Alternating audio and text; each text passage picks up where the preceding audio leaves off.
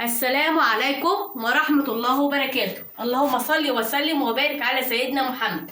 هعمل معاكم النهارده يا حبايبي طريقة تفريز الكرنب. معايا مية على نار اهيت، حطها في حاجة غويطة، بولة او اي حل عندكم، واحط فيها مادة حافظة معلقة سكر.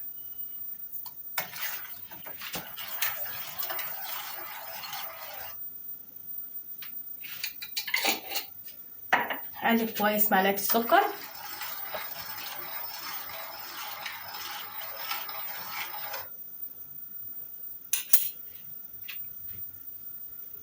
المية بتغلي معايا اهيت.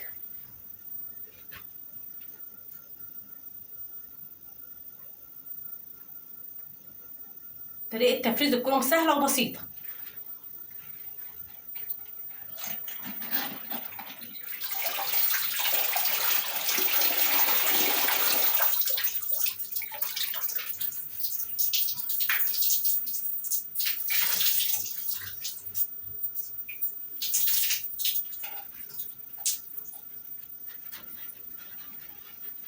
المية غليت معايا اهي.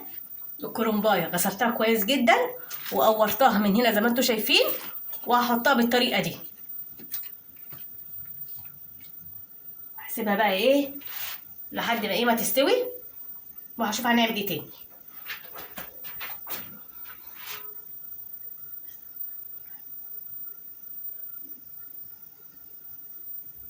هقلب الكرنبايه بقى على الناحيه التانيه كمان 3 دقايق كده بردك. هي كده استوت من ناحيتي.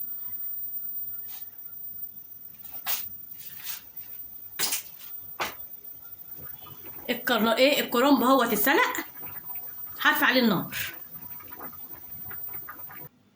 خلاص انا غسلت الكرنب كويس جدا، هقطعه بقى ايه معاكم كده.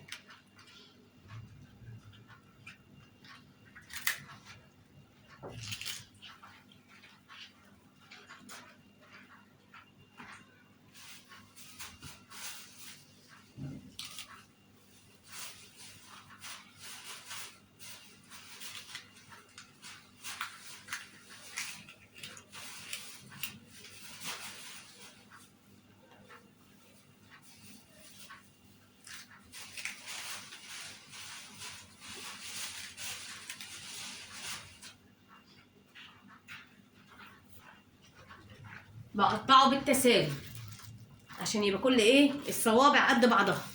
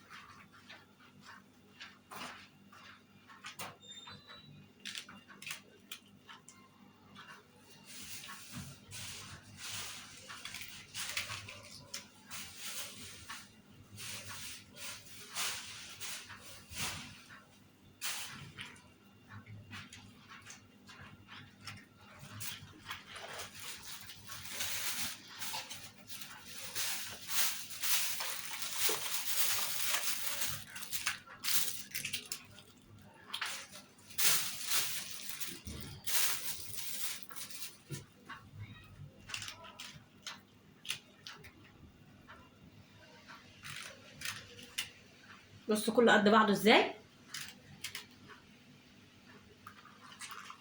عايزه تحطيه على الترابيزه وتقطعي براحتك، عايزه بايديكي كده تمسكي ورقه الكرنب وتمسكي بايديك كده براحتك بردك اهي.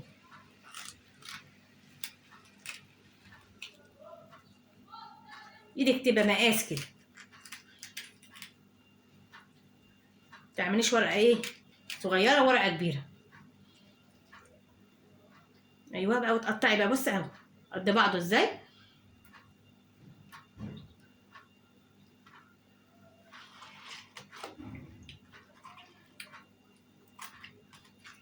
وتشيلي العرق ده اهو.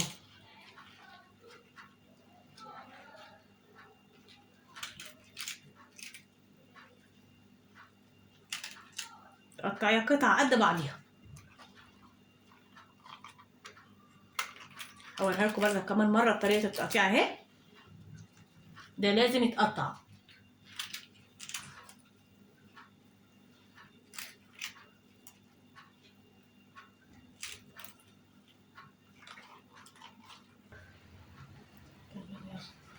بصوا يا حبايب قلبي، انا قطعته كله وقطعه صغير بقى كده،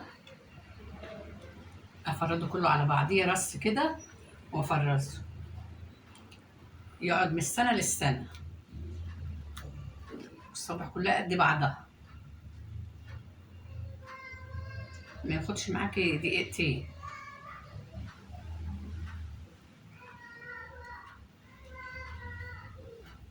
بايديك كده وانت بتعملي كده في ثواني. اهو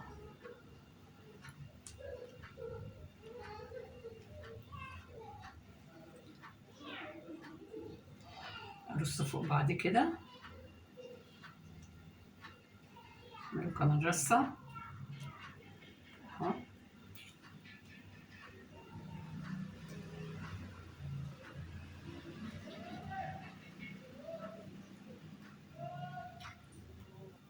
كلمي.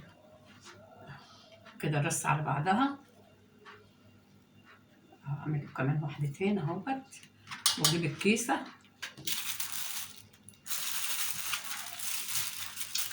وارصه كده.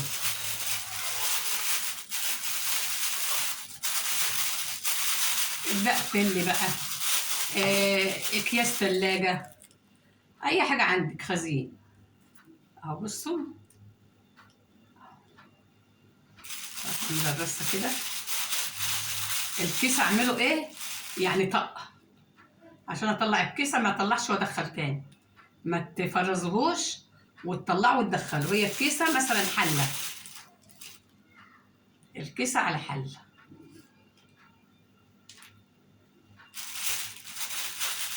بص يا حبايبي، اطلع الهواء منه كده،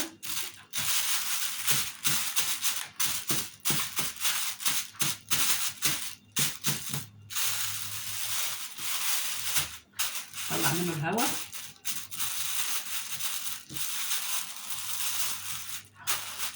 وهرص بقى كله بقى على بعضيه بالطريقة دي، كله بالطريقة دي قدامكم. طلعت الهواء من الكيس واطلع الكيسة طقة واحط. ما تنسونيش بقى ايه في اللايك والاشتراك وتعليق حلو. والسلام عليكم ورحمة الله وبركاته.